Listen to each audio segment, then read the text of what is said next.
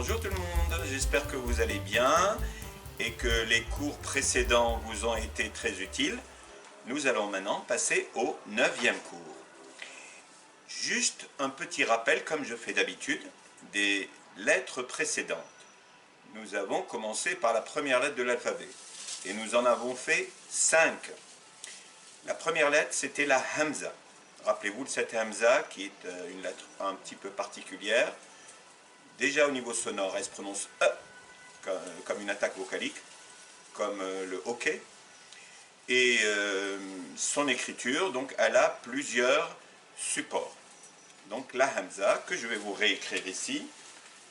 L'abus de bien ne nuit pas, comme on dit. La Hamza s'écrit soit comme ça, soit sur ce support, elle se prononce E, soit sur la ligne, toute seule, soit en bas, et là elle se prononcera I, cas particulier. Elle peut être sur le wow, elle se prononcera E, bien sûr.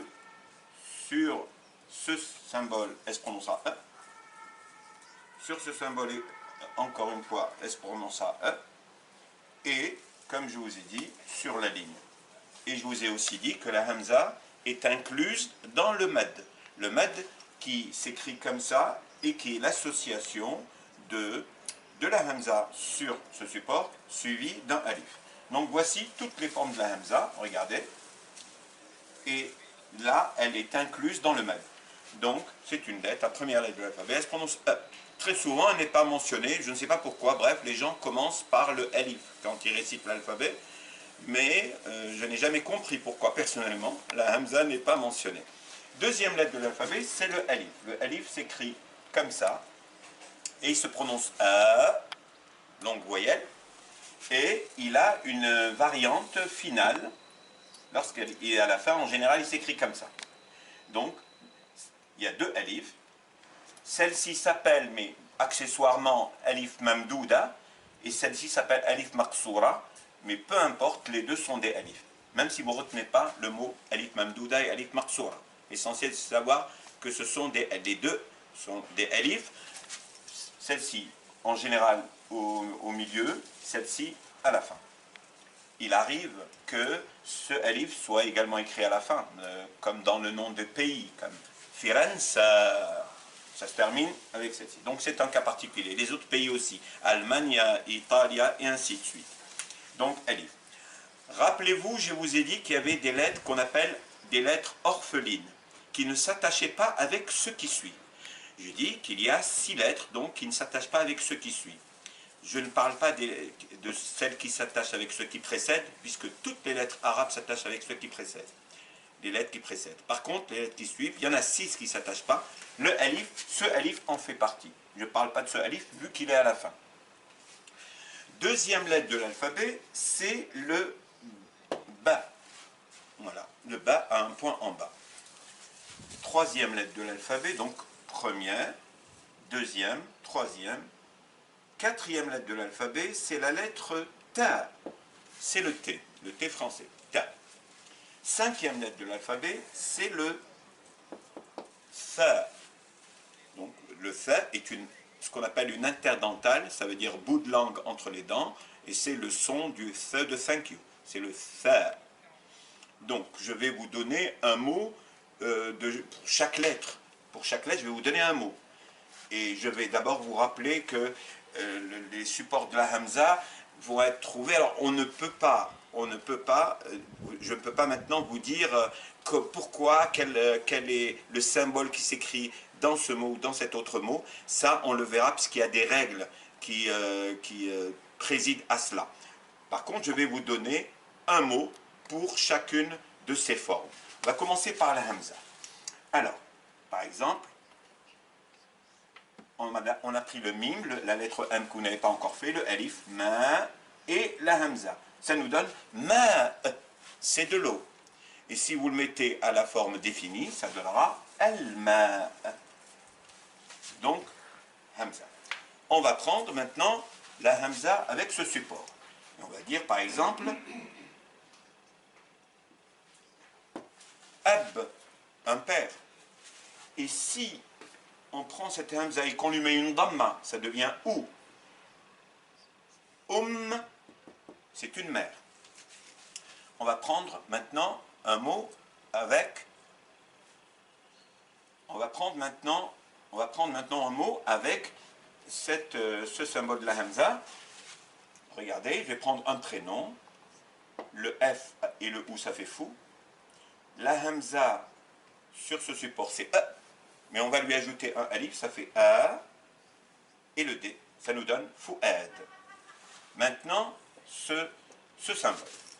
Je vais prendre un ba, je vais lui mettre un I. Je vais mettre ce support de la hamza, ça fait B-E. Et le R, ça nous donne BR, qui est un puits où on sort de l'eau. Maintenant, voilà, on va prendre un mot comme ça, avec ce support. Ça peut être, on va prendre la lettre Ha, la lettre de l'expiration. Ha. Le D avec un I, ça fait Hadi. Et le E, Hadi, ça veut dire calme. Hein? Si je vous dis par exemple Ana Hadi, je suis calme. On va apprendre la langue arabe. Là, on est en train d'aborder les lettres de l'alphabet. Donc la hamza, voici les différentes hamza. Et maintenant, on va prendre le med qui contient aussi la hamza. Donc, on va la mettre au début. On va prendre la lettre fa qu'on a apprise aujourd'hui, le fa, avec un alif, ça fait le fa. Et le alif ne s'attachant pas avec ce qui suit, on va mettre le ra. Ça nous donne athar, qui veut dire les ruines. Très bien. Donc, on va passer maintenant au ba. On va prendre un mot qui contient deux ba d'ailleurs. Un ba, le premier ba avec un alif, ça fait ba. Le alif ne s'attachant pas avec la lettre qui suit, ça nous donne bab. Ok? On va passer au ta. Je vais vous donner un mot d'un objet que je viens de manger il y a quelques instants. Essayez de deviner qu'on mange au mois de Ramadan en général. On a le ta, le mim, ça fait tam, et le ra. Ça nous donne tamr. Alors certains vont peut-être me dire pourquoi vous avez prononcé ta alors que vous n'avez pas mis la fatha. Alors je vais vous dire, il y a une pratique arabe courante, c'est que implicitement, quand la première lettre ne porte aucune voyelle, c'est automatiquement un A. Ça peut être un I ou un OU, mais en général, je vous dis, c'est la règle. Donc si j'ai rien mis sur le ta, c'est que c'est ta. Tamr. Alors maintenant, je vais prendre avec la dernière lettre le fa, quelque chose, un objet que les cuisiniers et les cuisinières utilisent dans leur plat qu'ils préparent. On a le fa, on va mettre la longue voyelle ou, sou, et le waw faisant partie des lettres qui ne s'attachent pas avec ce qui suit. Ça nous donne thoum, qui veut dire l'ail. Et maintenant, on va continuer, après avoir vu tout ça, des choses qu'on a déjà vues. Donc, puisqu'on a déjà vu la hamza, le alif, le ba, le ta et le fa. Et maintenant, nous allons introduire les trois nouvelles lettres. Pourquoi trois? Parce qu'elles sont écrites avec le même symbole. Sauf que une a un point en haut, l'autre a un point en bas, et l'autre n'a pas de point. Et les trois lettres sont le jim, le ha et le kha. Alors, ce sont des lettres esthétiques. Hein. Regardez, vous mettez un petit peu en haut de la ligne, vous faites un petit monticule vers le haut, ensuite vous descendez comme ça, et hop, et vous tournez, et vous mettez un point en bas. Ça, c'est le jim, le dj. C'est l'équivalent du DJ, hein, comme dans Djebel. Hein.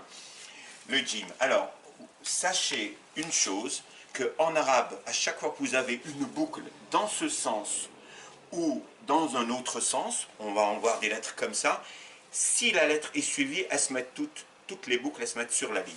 Regardez le jim, comment il va devenir. Voilà. Le jim, donc on va prendre un mot. Regardez, on va prendre ce mot, regardez. Ja, on a dit que la première lettre de mot est en général A, donc ja, même si on ne lui met pas le A, je vais quand même le mettre, ja. Je mets un A sur la deuxième lettre, qui est le mim, ma, et le L ça nous donne Jamel, un chameau. Avec la... Et on va prendre un autre mot quand même, où vous avez le jim à la fin. Donc vous avez par exemple le da qui s'attache avec ce qui suit, le ra et le jim, et donc vous avez darj. Darj, darj, c'est un tiroir. Ensuite, nous passons à la lettre suivante, la même lettre sans point. C'est le ha. Alors le ha, nous avons en arabe deux lettres qui n'existent pas en français, qui se ressemblent mais qui n'existent pas en français, le ha et le ha. Le ha, c'est le h fort. Vous savez, quand on a mal, il y en a qui disent aïe, il y en a qui disent ha. Voilà, donc c'est le ha, le h fort, qui fait mal quand même ici, quand on insiste. Le ha. Le ha, eh ben, c'est le jim sans point. Donc je vais l'écrire de la même manière. Et lorsqu'il est suivi, il est comme ça. Et bien sûr, à ne pas confondre avec l'autre lettre qu'on n'a pas encore fait, qui s'écrit comme ça, regardez, comme un arrobase. C'est le ha, le h de l'expiration. Quand vous expirez de l'air, vous faites ha, ha, qui n'est pas la même que ha. Donc, ha, ha. Et donc, nous allons donner un exemple de lettres. Donc, l'une écrite de deux mots, l'une écrite, un mot écrit avec ce ha, l'autre avec ce ha. Alors, on a par exemple ha, le ya avec un alif, hayat, c'est la vie, hayat, et un autre mot où le ha est à la fin, le ra, qui s'attache pas avec ce qui suit, alif, ça fait ra, qui aussi ne s'attache pas avec ce qui suit, ha, c'est le verbe partir, rah, ça veut dire il est parti, rah. Et enfin, dernière lettre, on va finir par celle-ci, la même lettre avec un point en haut, regardez, c'est le kha, le kha de Khaled. Le kha, donc vous avez le kha et vous avez le kha suivi. Et donc on va donner deux mots. Donc le premier, lorsque le kha est au début, un mot que tout le monde connaît, le kh avec un ou ça fait khou, le b non vocalisé, et là c'est pas un ra, c'est un zay, parce qu'il y a un point dessus. Khoubz, c'est le pain. Et si on met l'article al-khoubz, et je finirai avec un autre mot pour donner le kha quand il est à la fin. Et là c'est un mot qui a deux kha, un au début, le kha avec le ou, ça fait khou, et le waou ne s'attachant pas avec ce qui suit, on aura un kha tout seul, et ça nous donne khour, qui veut dire le fruit, la pêche. Voilà, j'espère que vous avez appris des choses aujourd'hui, de nouvelles choses. Je vous remercie de m'avoir suivi, et surtout, si vous appréciez, abonnez-vous et likez à ma chaîne. Je vous remercie beaucoup, et je vous dis à très bientôt.